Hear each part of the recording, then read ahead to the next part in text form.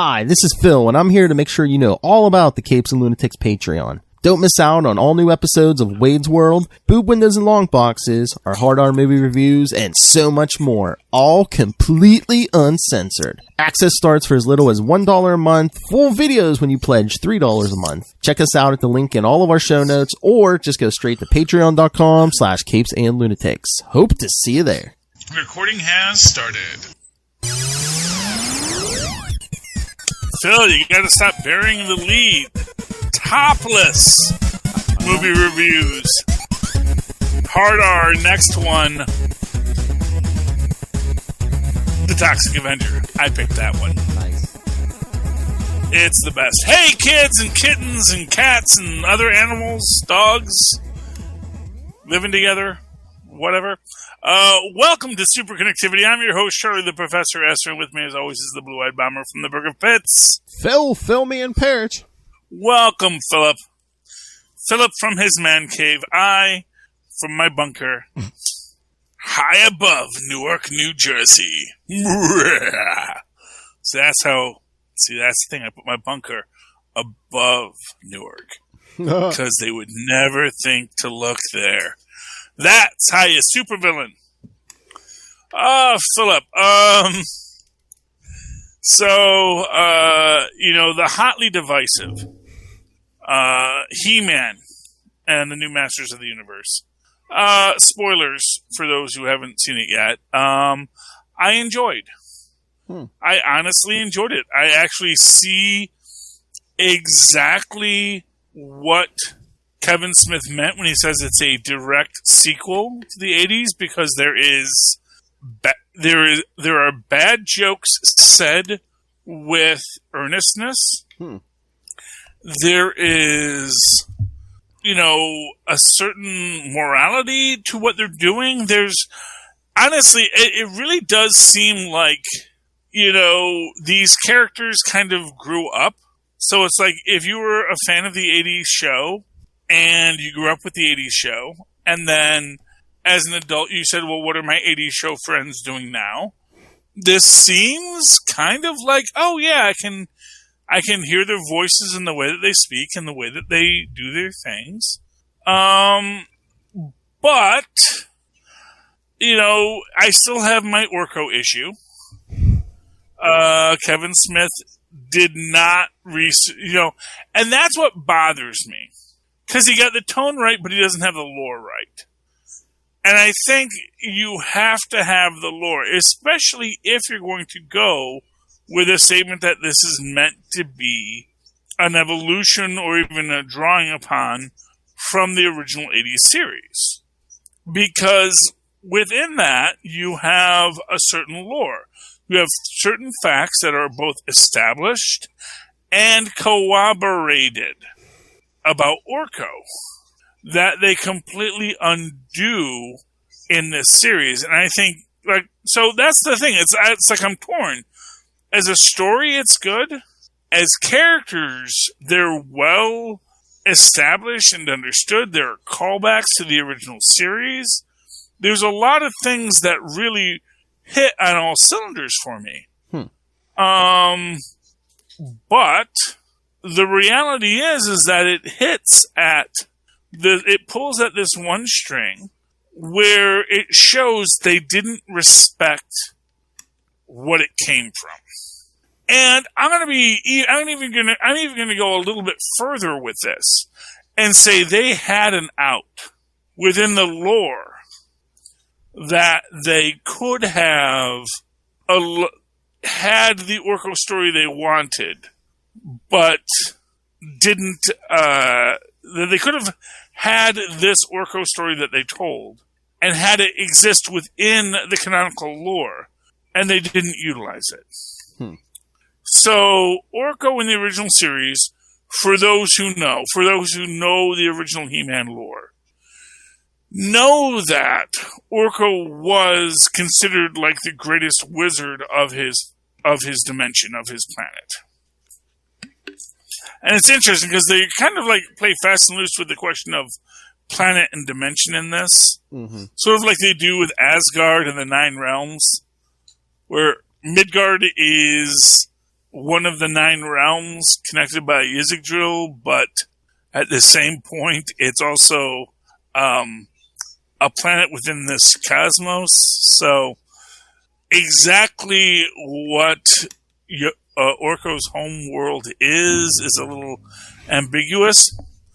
But here's this thing. Orko was the great wizard. Orko had a special medallion that allowed him to transfer between universes. And in transferring between universes, his full magical power was always at his beck and call. When he lost that, he stopped being able to utilize his magic at the level of which he had, which is what made him the greatest sorcerer on his world and should have been the greatest sorcerer on Eternia. Now, within and spoilers for the new He-Man series, which I do encourage you to watch, it's actually quite good. But they create this idea that Orko was kind of a screw-up on his home world, too. That he went with Orko, that his name was supposed to be Oracle.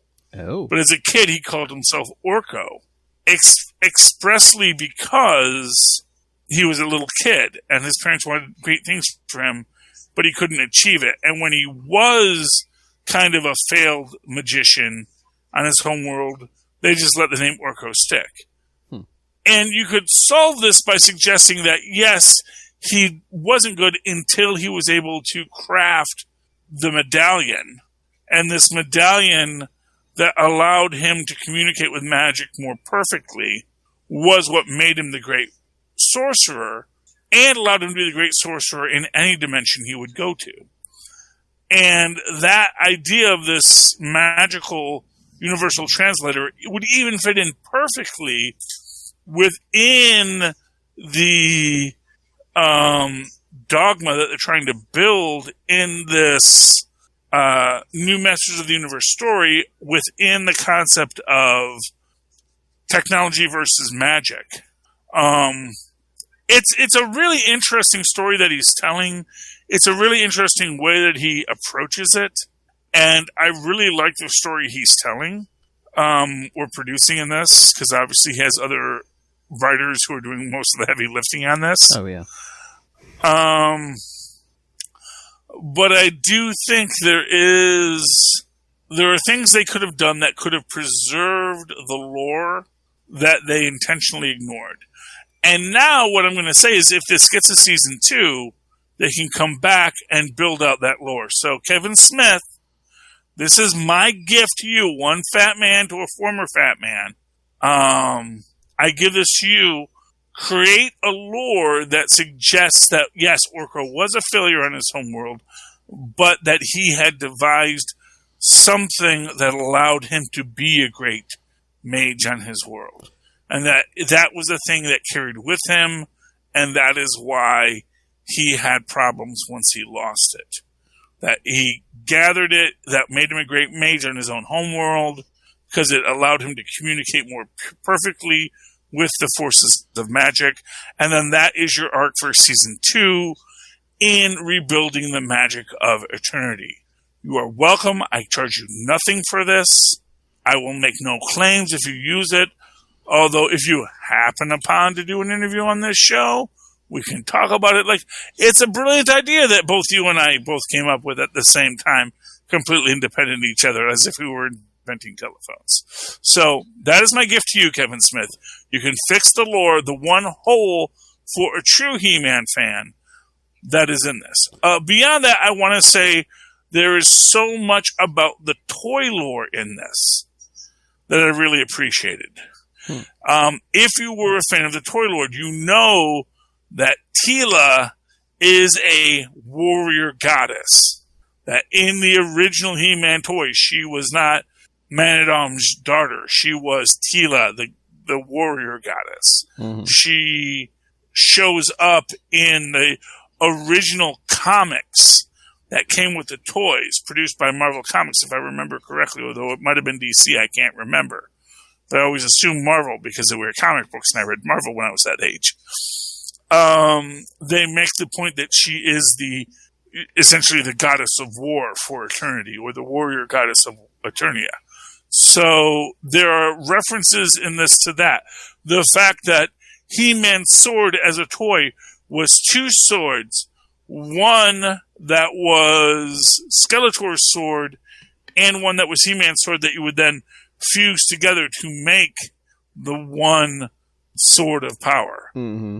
You know, these are things that if you had the toys and played with the toys, you knew about these secrets of the toys.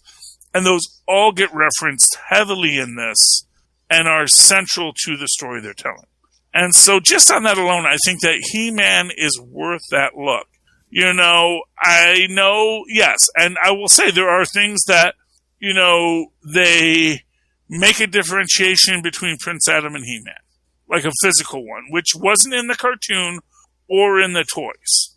So I do understand how people might take a bit back at that, but in the story they tell, when they suggest that when He-Man goes to what is effectively the Elysian Fields, and they call it heaven and hell, but really it is much more Hades and the Elysian Fields, where he goes, they make the point, so spoilers for this series, again, that Prince Adam is the only one of the champions of Eternia to ever choose what they call his lesser form as the form to be in Preternia. Which really suggests that, again, that was because he was the one who was the true champion of Eternia, that you could give him the muscles, but he was always the good man, as they say. He was not the perfect soldier. He was the good man. So I see the story you're telling, Kevin Smith. I think it's a brilliant story. I think it's a beautiful story. Kevin Smith, you got to do right by Orko. And let me say this about Orko. Orko has an important point. And I think this is the thing people often overlook about the gag character, which is when you are dealing with a story about the hyper-competent beings, they need to have a non-competent being stand next to them. First off, to show that they are hyper-competent, but also to show that even if you are not the hyper-competent being, you have a place to be. People that hate Orko, and I'll say this, people who hate Scrappy-Doo, these are people that hate themselves. Oh. Because they are the ones that don't like who they are. They don't like that they're not the hyper-competent mystery solver, superhero, He-Man of the universe. They're not the master of the universe. They are the Orko. And they don't like being the Orko, but they are the Orko. And it's okay to be Orko. It's okay to just be who you are and still be a good person who seeks to do good. And between the Men-at-Arms and Orko relationship you get here, and Cringer, and man, honestly, Cringer's arc is one of the most beautiful things in this thing. You only get snippets of it, but when he goes from being a Cringer to a hero, all without the power, it shows, and I don't think that's a spoiler, because that's like in the second episode, it shows what Prince Adam's story is really meant to be. That you can be the Flea Man. Again, spoiler, it's sort of a spoiler, it's a gag in it. They call him the Flea Man. Oh. Because he chose the smaller form. And you can be the Flea Man, but you're still the hero. Because being the hero isn't just because you have the muscles. Likewise, there's a neat bit with Mossman in this. They kind of make him the Green, if you will, from DC Comics, which is neat. It's neat. You see it, you know what it is. If you know, you know, and you see it, and you're like, oh, I see what they did there. Hi, Swamp Thing. Great to meet you. Well, I was gonna say Kevin Smith is a fan of that Alan Moore Swamp Thing. Yeah, well, but less annoying. No. Alan Moore's whole, it was a plant who thought it was a man. It's like, okay, fine. Fine if that's where you want to go with it. It doesn't really hurt me. The actual thing they do with Mossman is like, no, I'm just the plant. And yes, I can speak and do things, but, I'm the plant and I'm eternal. I am the green. And that I like. That I like. That version of Swamp Thing I like a lot better. But no, I mean, and Alan Moore stuff, it's good. But Alan Moore always wants to go dark. But, to be fair, it was the 90s. It was a dark time. Not because of the world, because actually the world was getting brighter in the 90s. Because, well, it was actually the Soviet Union I think it was the 80s when he did that. Well, the 80s were pretty good, too. But, yeah, it's like, it was a dark time in general. This is the formative years of Gen X, and that's a weird thing for me, too. That's the whole thing. But anyway, but hey, I was going to tell you, I looked this up, the mini comics, it said the first 11 mini comics were produced by DC Comics, who later produced a 5-issue comic series. All other mini comics from 1984 and on were produced solely by Mattel. Oh, okay. Well, there we go.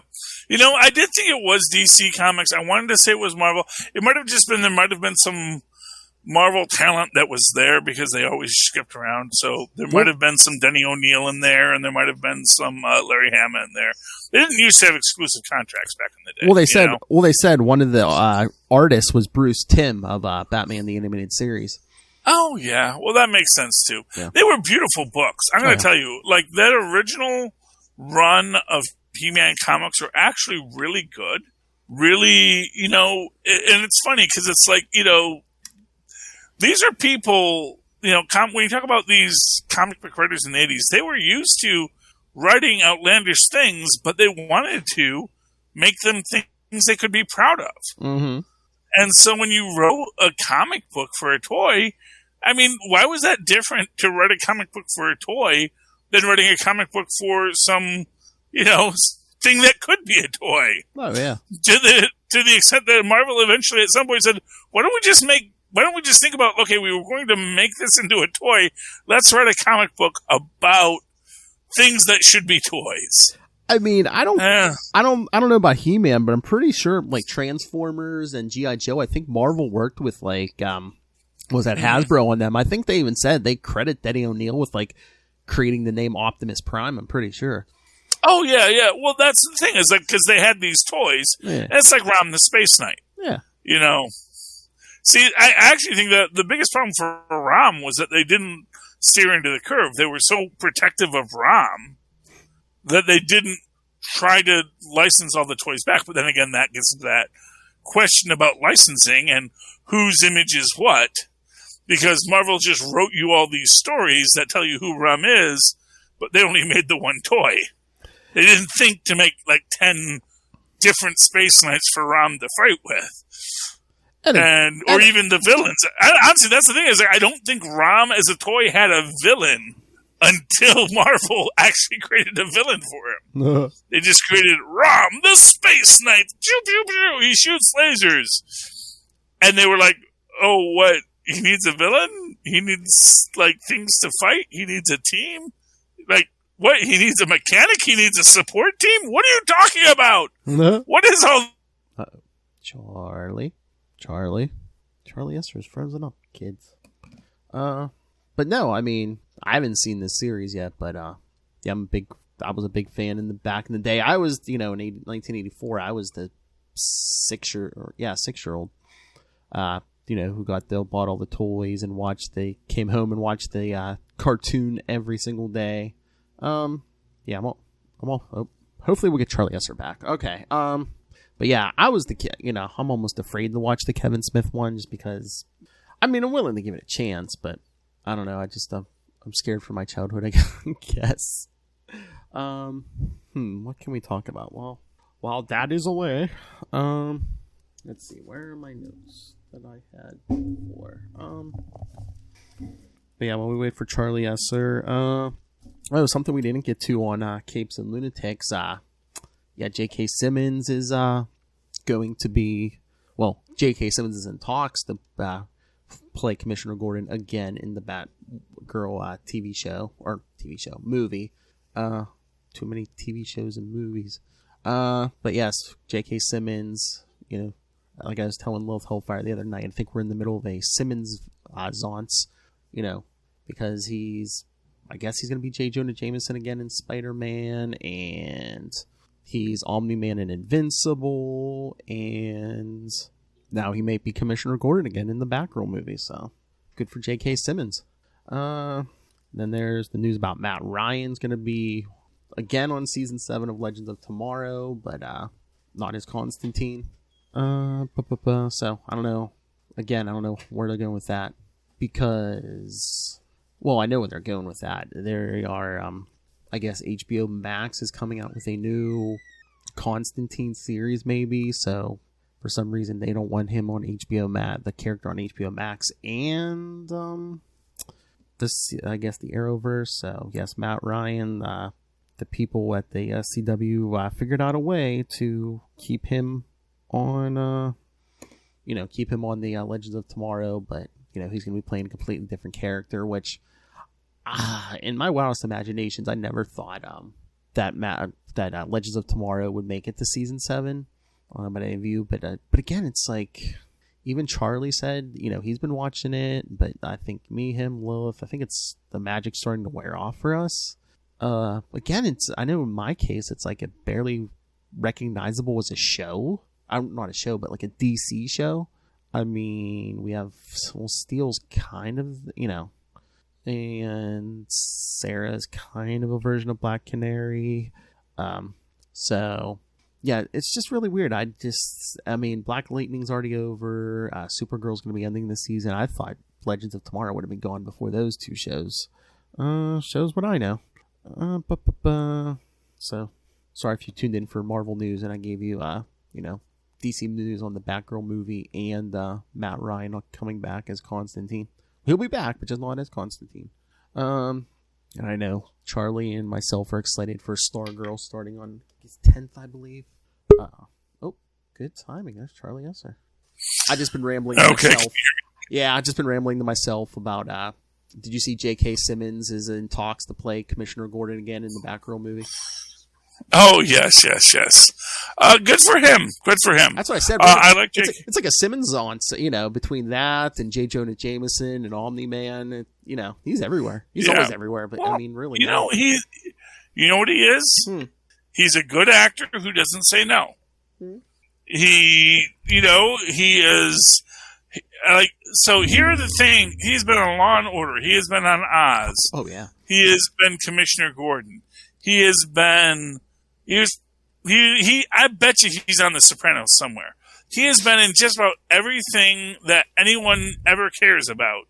He's done a lot of great things. It's like commercials. I know, he's everywhere. Yeah, and he should be. And he's the yellow M&M, so I'm always glad. Well, to be fair, he used to be the yellow M&M. I don't think they can afford him anymore. Yeah. And it's one of those things where, he got to be bigger. Although, to be fair, I think John Lovitz is still the right M&M. So that says where John Lovitz's career is right now. But you know what else? Did you see next season on your Legends of Tomorrow? Matt Ryan will be back, but not as Constantine. He's going to be playing a brand new character. Because I think HBO Max, they're doing a new Constantine series. So they... and they're not using Matt Ryan for it? Well, no, I guess not, no. And I guess they don't want him to be Constantine over on Legends either, so he's going to be back, but as like a different character. Okay. I mean, whatever. So, I never thought Legends would get to season 7, because that's what it'll be next season. Honestly, yeah, it is, it's weird. I'm like... Because, Agents of S.H.I.E.L.D. kept on going because it really was the only game in town. Yeah. It's like you couldn't kill it because there was nowhere else to go. That Legends has survived this long, it kind of seems like almost like it's against the wishes of everyone in power, except for the fact that it just had just enough fans to keep it going. Because I'm just like, Black Lightning's gone, Supergirl's going to be ending in a couple months here. I'm like, Legends outlasted those two. I'm like, okay. To be fair, since Lilith isn't here, one starred a black guy and one starred a woman. So, True. you know, and there are people that are just mad that those things exist for a reason I don't know. Yeah, I don't know. I don't know the reason, Phil. I don't know why people are mad that there exists a Supergirl or there exists an electronic character who is of African descent. It doesn't make sense to me in any sense of the word, but apparently that is controversial in this day and age, in this 21st century. Boggles my mind. I know. Boggles my mind too. every day that that's the world we live in. And it's like, really? Because that doesn't look like the world I would choose to live in. Anyway, Philip. Yeah, so thanks for filling the gap. No problem. Do you want to talk some comics? Yeah, let's talk some comics, because I got cut off on my big ROM Space Knight thing, and that was Mattel's feeling. Okay, hey, you want to talk Spider-Man first? I don't have the physical copy in front of me, but we can talk it, because I'm sure you do. Mm-hmm. Harry Osborn's in a cell, but they're also saying Harry Osborn is the dude, the Kindred. Yeah, I don't know if it's a red herring or if he's been split or something. Yeah, I don't know. Well, you know, unless they're going to do that whole, oh no, all the clones have a soul, and all the clones go in hell. And then that's where we get our big, yes, that was my plan all along. And Bentley makes his move to seize the throne of hell. That's how the big Mephisto crossover ends. Or like I was Bentley makes his move. Or like I was telling Lilith last night, it's like, what if, like, you know, Harry Osborn died in Spectacular Spider-Man 200? Maybe that's Kindred. Maybe the other Harry Osborn, I don't know, maybe Norman, being the evil SOB that he is, tried to clone Harry and was like, oh, let me let me create a brand new son who will be more obedient and, you know, or not such a screw up, and because, you know, Norman's kind of like that. And please tell me I didn't lose you again. Come back. But yes, till we see if we get Charlie back. Yeah, Kindred is, I mean, Amazing Spider-Man 71. Yeah, it looks like, because we all saw Mysterio died in the Kevin Smith run of Daredevil, when I guess it was Kindred who brought him back eventually, and it's been, you know, kind of being like, oh, you're my boy for years now. And like I said, I have my theories. Maybe Kindred is Harry, like they're trying to paint the picture. You know, maybe he's the real Harry, or Harry got split in two, or yeah, my big theories on Kindred are it's either Harry or they've supposedly Ned Leeds is back, if it's the real Ned Leeds. So maybe it's Harry, maybe it's Ned Leeds, because, you know, if Ned Leeds came back, he would have a big grudge against everybody. All right. Do we have Charlie Esser? Oh. Yes, I'm back from outer space. Alpha space. Sorry, just had to check on how Francis Crumb was doing. Yeah, so, I mean, maybe that's it. It's like, yeah, the first one that dies goes to heck, and then all the ones that come after that are clones sort of are, in their own way, kind of impinging on their existence. Mm-hmm. Which would explain why he's so mad, because he's dead, but no one's mourning him. And he died, but then everyone just got over him because they got a new Harry Osborn. And that's an interesting theory. It's like, oh, no. If they really explore this idea that clones have souls, but that first soul isn't connected to that second soul, which is, again, why I say, like, the Bentley Whitman clone empire could be a real interesting story to explore. Because if this guy's just been mass-producing himself, and alongside Otto Octavius's, let's be real here, Otto clearly had, like, a dozen of these things all ready to go. If nothing else, here's what I'll say. I will guarantee you Mephisto's bringing back of Otto was his attempt to circumvent the Otto attack that he was anticipating. So really, that actually plays into everything. So you have Mephisto tricking Otto back to being Otto. Mm-hmm. So it may be releasing Otto 1.0 with a quick memory wipe, with a good place memory wipe, to be back to his original self, and with only vague memories of what has happened since. And that's his way to derail the coming Otto incursion, but the Whitman incursion he's not even paying attention to because he's too B tier. And that, I think, would be brilliant, that if when we get this big Mephisto War crossover, which I think is going to be part of Inferno, which means I have to read mutant books. I mean, I don't know. They might just be using the name because they've been using 90s names of things, but they don't have like no similarities. So I think it's just, I think someone's burning Krakoa to the ground. So I think that's why they're using the name Inferno. Yeah. Honestly, I'm telling you, man, Krakoa is going to be real mad that they got left behind. Because it's like they're already in like the main X-Men book, like they're already setting up Cyclops' team to be like a regular superhero team again. So it's like, I think Lilith even said she's heard rumblings like, yeah, that Krakoa thing's not lasting too much longer. So no, because you have to get it back to some semblance of normalcy. Yeah.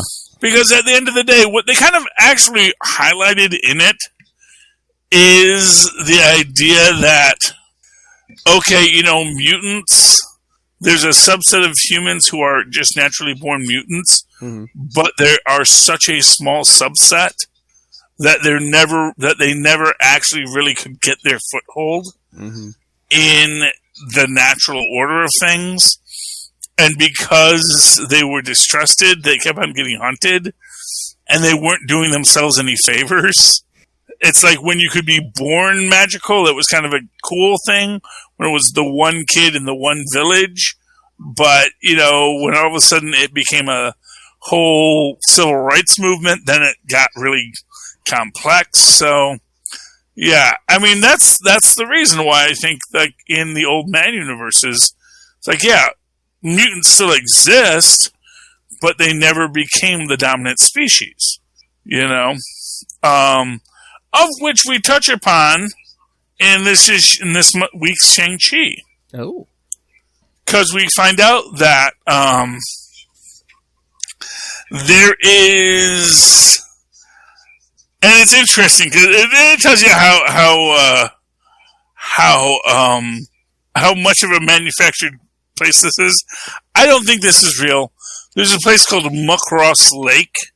Not even Muckross Loch. Muckross Lake in Scotland, which has its little... actually, I don't even know if they actually even say it's Scotland. No, it's in Ireland. I'm sorry. It's in Killarney National Park, Ireland. So maybe Muckross Lake is a real thing. Maybe the Muckross monster is real.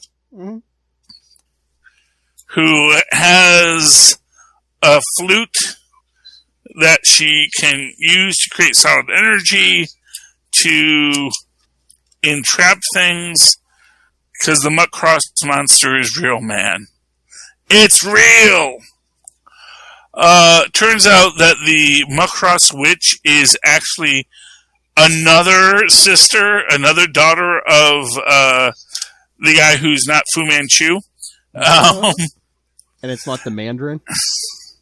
No one cares about the Mandarin in the comics. The Mandarin's gonna be a thing in the movies, granted, but the comics have actually a completely separate thing with Fu Manchu. So it's still Fu Manchu, but they're just not saying Fu Manchu. Yeah, well, so Fu Manchu, the Yellow Claw, and the Mandarin are probably all going to get merged in the MCU. Oh, yeah. So you're going to find out that Jimmy Chu is actually also one of the Mandarin's sons. So, and Jimmy Chu is in the Shang-Chi movie. So, don't be shocked. But we see Wolverine shows up as the ambassador of Krakoa to tell the Macross Witch that she is a mutant. She was actually exiled from the 5 houses of Fu Manchu expressly because she wanted to institute reforms in the same way that Shang-Chi is. And, like, it's this problem that, like, everyone in the 5 houses, they accept that Shang-Chi is the leader now, but he is talking like everything that would get you exiled from the 5 houses before. So they're very confused. And it's interesting how it plays out. Because we even see that after he welcomes in the Lost Sister, who again, Brother Saber was sent to kill and didn't. And we see that he has a habit with this, where he's sent to kill people and he kind of like, decides not to. Uh-huh. He chooses not to, and then he feels bad about it. But she gets approached by someone who doesn't seem to be the same person who's been approaching other people, but I don't know yet. And that's a weird thing with comics that I want to get to when we get to Captain America, because sometimes we're given one image and then the next issue they give us a different one. And it's like, did they change plans midstream, or what are we looking at here? What exactly are we supposed to be seeing? Do you want to talk Captain America real quick? Yeah. Yeah, so Captain America, this is the United States of Captain America 2, which is the Captain America book right now, right? Because Ta-Nehisi Coates finished his run. Yeah, they haven't started another one yet, so I wonder if the new run doesn't start again until after this one. I'm pretty sure, yeah, because I haven't heard anything. Yeah, and it's neat. It's cool. We get a new water rights activist, Captain America, who is cool.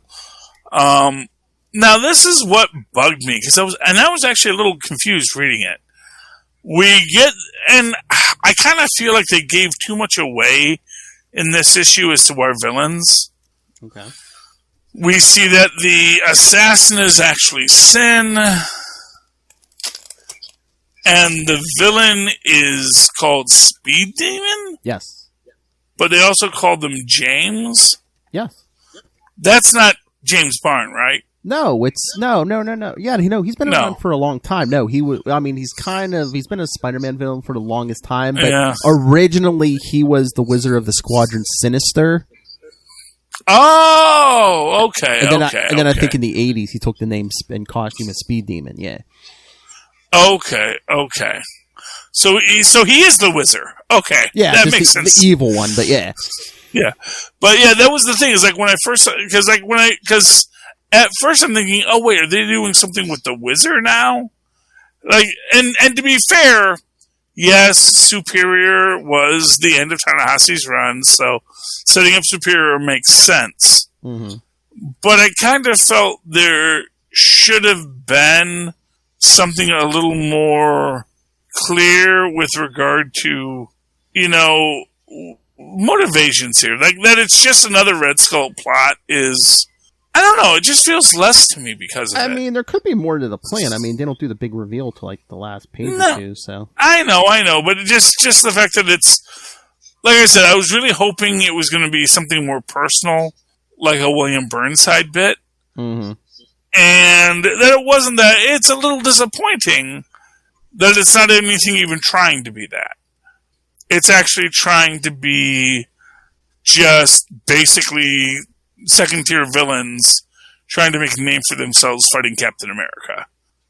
Trying to discredit the image of Captain America again.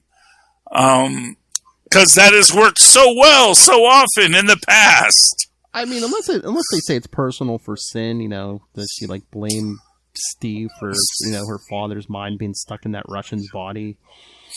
Well, I guess so, but it's also like, I don't know. It just seems like, to me, the revelation of Sin in this, especially going from the Mother Superior that we just saw, who was kind of a magical villain, mm-hmm.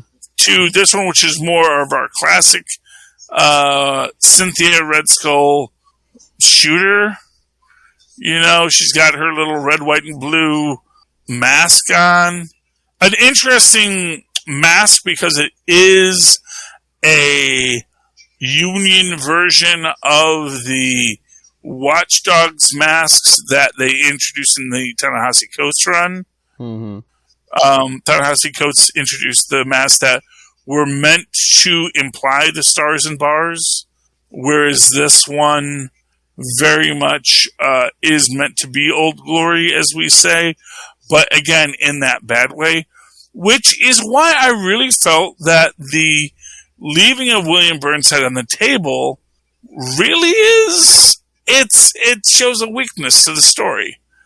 And to be fair, I don't think that this Speed Demon Speedster Wizard character was who we saw the first issue. So it's like, okay, now we're seeing him. He's basically doing the whole reverse Flash, I'm fast and I make a lot of quips thing, which is fair.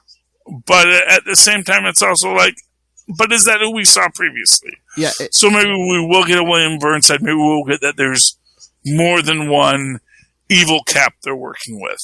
Yeah, because like I said, it's really weird. That came out of nowhere for me because like he's not a Captain America villain. He's, like I said, he's basically a Spider-Man villain, and it's and you know what it is? It's like, to me, it's like I kind of thought, oh, it would be neat if they're going to do something with like the All Winter Squad and the other heroes from the 40s. Mm-hmm. Like, you know, sort of like, oh, this is the kid of the Wizard.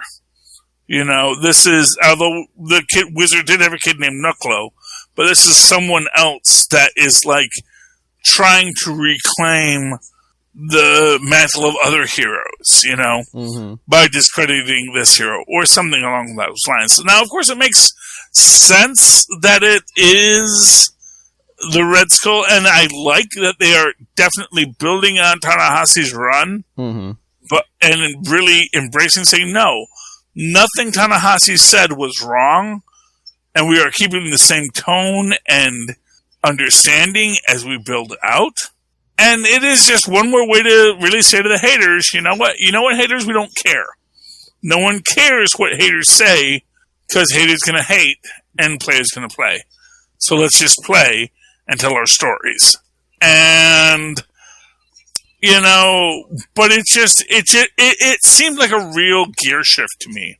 Mm-hmm. This issue from the last issue. Now, maybe the third issue will be a third gear shift.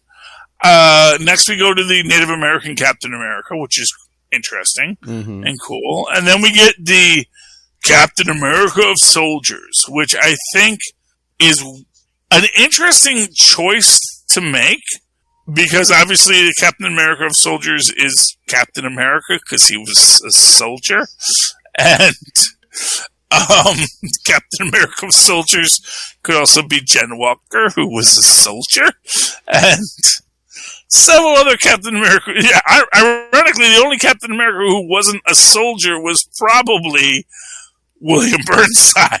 So it's like, leaving William Burnside on the table feels weird to me and unnatural for this story. So I really feel the second issue is a step down, Mm-hmm. villain-wise. I mean, story-wise, it's great. Honestly, I was in tears at the end with the activist Captain America. And we support you. Even like they even had the white rich kid who says, my dad owns a bunch of houses. I can set you up with all kinds of safe houses, you know. Mm-hmm.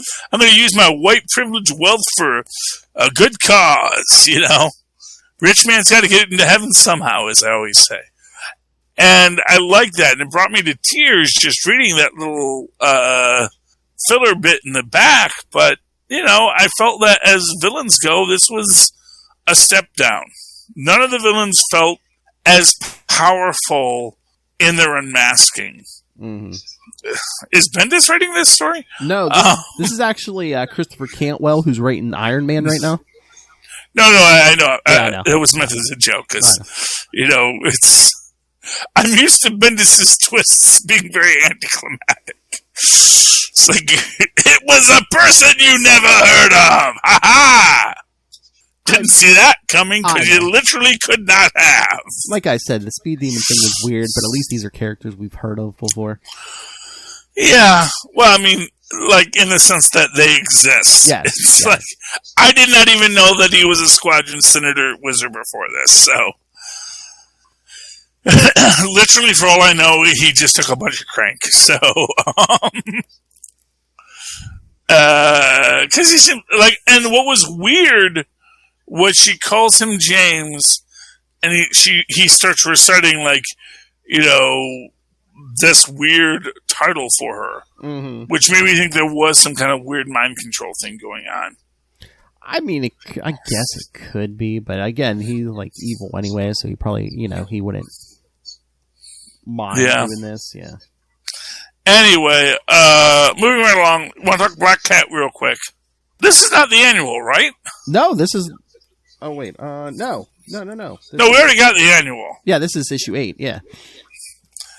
And this is interesting because she's stealing something from Because this is New Nick Fury. Yeah, this is just tying into that Infinity Destiny stuff. Because the person she pulls out of the box. Star. So spoilers, yeah, that's Star. Yeah. So it kind of gives the impression that, as you've been seeing in the annuals, that Fury did get brainwashed by Nighthawk. Mm-hmm. And they even, like, man, I mean, who these guys are, we don't know, because they even made the point that the Wizard had no belly button. Mm-hmm. Just saying. So, but I also get the feeling, and that's the thing. This issue, it is, to pardon the pun, a great game of cat and mouse. And there's this whole thing about being beaten by the best. My favorite Simpsons line, by the way, where, no shame in being beaten by the best. Yeah, because I was trying to remember, because, Star showed up in the Amazing Spider-Man annual, and she got away. I'm like, did she get captured? No, she got away from Spider-Man, but even on the last page, it even says, we'll see Star later in Black Cat number 8, which is what this is. Yeah, but what it implies is that basically, Nick Fury and Nighthawk have been capturing these beings, hunting and capturing to control, so that of course Nightwing can Nighthawk utilize the Infinity Stone power to recreate his perfect universe, where America is all powerful, which is an interesting sentiment for him to choose. But it's like, how does he remember? He's the one that does. All of the LMDs remember, but he's the only one that actually cares. Yeah. And I think that's the thing. It's like, all the LMDs came out of it with something, but they're all also in a weird spot with it. I wonder if they use that too, because all of reality was like warped. I wonder if like those LMDs are like real boys now. Yeah, real non-belly button having boys. They are all Atom, which is what I was waiting for with this. Mm-hmm. I was waiting for her to open that and it be like her or something like that. That it's Star, because again, we didn't even see Star get captured. Nope. Though we did see, and this I guess is maybe the point we're supposed to take away from that. Star doesn't have good control over powers. Mm-hmm. So that it would be easy to get a drop on her. If you understood her powers, understood what you were doing, you would get the drop on her. And I think that was the point of it. Do you want to give a book before I give my last book, which is FF? Let me see what I got. Oh, yeah. Haven't mentioned it a lot, but I found this one interesting. Eternals number 6. Oh, Eternals. They've got a movie coming out. Yeah, well, here they're fighting Thanos, because MCU. But no, there was a big reveal at the end of this. Was really interesting because they have one of those magic machines too that like resurrect them if they die and stuff. Yeah, well, you need those. Yeah. Those come in real handy. But I wonder if they probably won't do this in the movie. But like the big revelation at the end of this one was when the machine resurrects an Eternal, it like kills a human being somewhere in the world. Oh, well, that's not good. No. It's like that is like even like that's not even as good as freaking the leader's machine. Well, that's the thing. I don't know if like that wipes their minds every time, but yeah, like most of them didn't even remember they even know this. So again, I don't know if they like lose their memory of that when they get resurrected, but that's effed up, quite frankly. Oh yeah, I mean, yeah. In the beginning, Icarus was having like these visions of this young boy, and he was like standing around thinking because he knew something was going to happen to him, and he was like, "Oh, I'll protect you, I'll protect you." And then in this issue, Icarus dies when he gets resurrected. The kid dies. Yeah. Yeah. Oh yeah, that's how that goes. Yeah. There's so many things you can do in comic books. It gets crazy. What I will say is that's weird and interesting, and I like it. I hope they don't do it in the movie, though. Yeah, that would be kind of dark. My biggest hope in the movie is that we're going to get, because I realized this recently, is that, you know what, if they have Rama Tut in the Eternals film, they actually solve the white the white alien created technology problem. If they have Jonathan Major be Rama Tut, optically it looks better that he's the one bringing this magic technology to the ancient world. Although it would be interesting, because there is this idea that they're going into that whole aliens built all the great things of mankind mythos. I think it would be interesting to see that. Actually, no, they didn't. They have just been observing, and they like talk to humans on occasion, but that they were always like above it. Mm-hmm. Like maybe they saved some people's lives here and there, and they fought off some basic alien invasions here and there, but that they weren't the ones who built the Hanging Gardens of Babylon. That was just humans being crazy humans. Like, humans, you make these crazy little hanging gardens. That's neat. I mean, Gilgamesh going on and being king of Mesopotamia, it's neat. But then again, he's just a guy being king. He's super strong, but that's about it. That's his whole story. So, but it would be neat if they do run into Rama Tut, and maybe even run into Rama Tut and say, "You're not supposed to be here. Mm-hmm. We know you're a time traveler. We know you're not supposed to be here, Rama Tut. Why don't you go do something else?" And then it would be interesting if that is the thing, them kicking Rama Tut out. So we get Jonathan Major in Eternals. That would be awesome. And them kicking him out. And maybe having something to do with Apocalypse, that would be great. So I'm really excited to see Apocalypse and Rama Tut in Eternals. I will be disappointed, I'm sure. But, anyway. FF. What we got? FF! Yes, Eternals. That's, yeah, so, I don't know, man. They are really doubling down on Doom is it not a nice person thing here? Oh, yeah. Which I knew that college dropout who was constantly, honestly, he is, the fact that his fiance is with someone else is totally clear. And I mean, he kind of plays it off that it was like a ceremonial thing. The marriage was just gonna, Yeah. But is he just saying that, to save? Yeah, no, his heart's breaking. He's like, why doesn't anybody love me? Because you're petty. Because he's a stupid petty bastich, as Lobo would say. And then the punishment, I mean, does he give, like, Johnny Storm the ultimate, like, STD? I mean, every inch of his body's burning now. He recreated what happened to Johnny Storm I know. In Inferno. Oh, yeah. It's like, you can't turn your fire off. Mm-hmm. And Reed's like, yeah, we'll fix that. We'll fix that again. Don't worry, dude. I know, that's weird. So if Reed can't fix that this time, that's going to seem weird, because he did fix that after Inferno. Exactly, and it's kind of like, it's literally kind of like, no, I know. It's like, and that's the thing about, like, for me, as I do think they are going into that, yeah, your powers are psychologically controlled. Reed knows that. But it's like the kind of thing he can't tell you, because if he told you, it wouldn't work.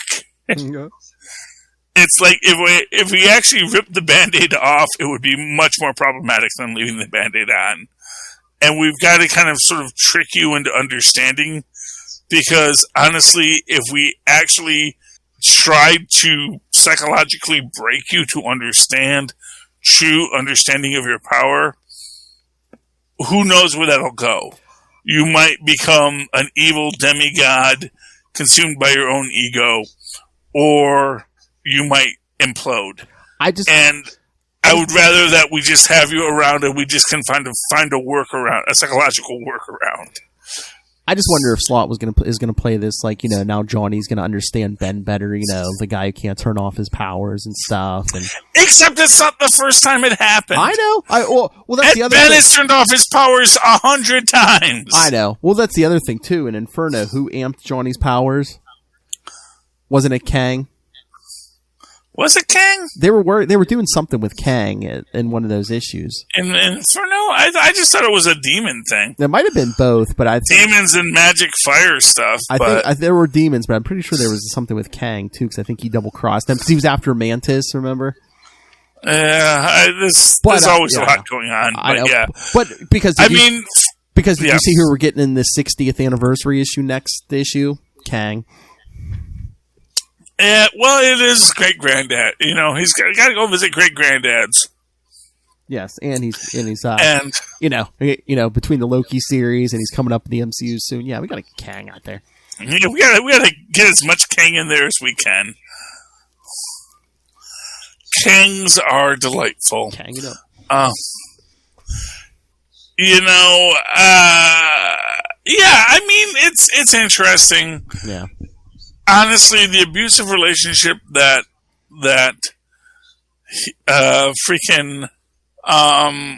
and again, so here's what I'm going to say. There's definitely a psychological stuff going on in here. You have all the psychological stuff with Franklin Richards going on. Yeah. And you have just this reality that I think it's going to be this situation where, and you have in this psychological issue that, I've made it so that you guys can't attack me. But as soon as Ben finds a loophole, as soon as any of them find loopholes, then suddenly they can find ways to restructure the whole conversation.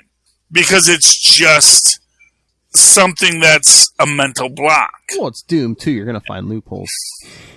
Well, but the idea is that if you can find that if it's a mental block, all you need to do is find the out. Mm-hmm. Which is essentially what they did with Ben can turn human one day a year. Because, it's a mental block. Mm. If we just told him he can turn human and back, he'll always destroy it. Because he's afraid of what he'll become if he and his superpowered self dissociate. And it does not, it's not without importance to point out that at this time, Johnny Storm is going through his own psychological nonsense with his soulmate leaving and the manipulations of Elijah. No, not Elijah. What's her name? Alicia Grimm. Oh, yeah. Yeah, and suddenly things are going to be a little bit different for everyone. And again, doubling down on that, everything is psychological construction of the story. So I'm interested to see where it goes. We've got 600 coming. It's interesting that we had a bunch of different iterations of the FF, including the one when Ben felt his face was so messed up he had to wear a mask. So it's an interesting choice to make. And I'm excited to see where we go. Oh, yeah. Because I can definitely see they're working into that. And I do think they're going to do the thing where Reed knew all along, but he couldn't tell anyone because it wouldn't help. And everyone thinks, well, if you had told me, I would have been able to deal with it. It's like, well, you couldn't deal with it on your own. Mm-hmm. So would me telling it to you really help you deal with it or send you into a spiral? And that's the question I have to deal with every day as the one guy in comic books who knows what's going on. Reed Richards has a real burden to bear. I get the feeling at some point he's actually going to say, no, I'm well aware of the fourth wall, and yes, I see them there. Uh-huh. It just doesn't advance anything that I know that. Knowing that is not helpful to my situation, Mr. Deadpool. You know, whatever it is you are discussing, yes, I understand it. Trust me, there's nothing you've conceived that I am not 1,000% aware of, because I'm Reed Richards and I have superpowers too. So, yes, but at this moment, we're dealing with the world as we have to deal with it. Mm-hmm. That's my view. I like Reed Richards. He's cool. He is my Sherlock Holmes. All right, Philip, we've gone on way too long, I'm sure. Of course, the fact that you had to vamp for so long probably didn't help. But Phil can vamp. That's right. That's right. He's cool. All right. Philip, if people would like to reach out to you, how can they find you? If you want to get a hold of me or anyone else on the Capes and Lunatics team, I can always email capesandlunatics@gmail.com or call the voicemail 614-382-2737. That's 614-38-CAPES. And find links to all of our social media, the YouTube channel, the Patreon, the merch, everything at Linktree, linktr.ee/capesandlunatics. And, of course, you can always write to me in that old-fashioned email, whether the mothers and fathers will sit at superconnectivityblog@gmail.com. That's superconnectivityblog, all one word, at gmail.com. And, of course, follow me on the Twitter as a live tweet Stargirl that's coming back. Why not? At Charlie Esser, that's CharlieEsser. Look for the two E's in the middle. For what? For quality. Bing! Thank you, Maz. Maz Manzoor, the next Doctor Who. Mark my words. All right, ladies and gentlemen, you have come to another episode of Superconnectivity. We have connected many things, hopefully superbly. I do ask that you come again next week and once again super connect with us. I already used the word again, so I can't say that. But anyway, that's that. So get out of here. Thanks for listening. Show's over. It's like that Deadpool. Go home. Go home. I need my white bathrobe like Tracy Ullman. Coming up at the end saying, why are you all still here? Tracy Ullman, she is an international treasure.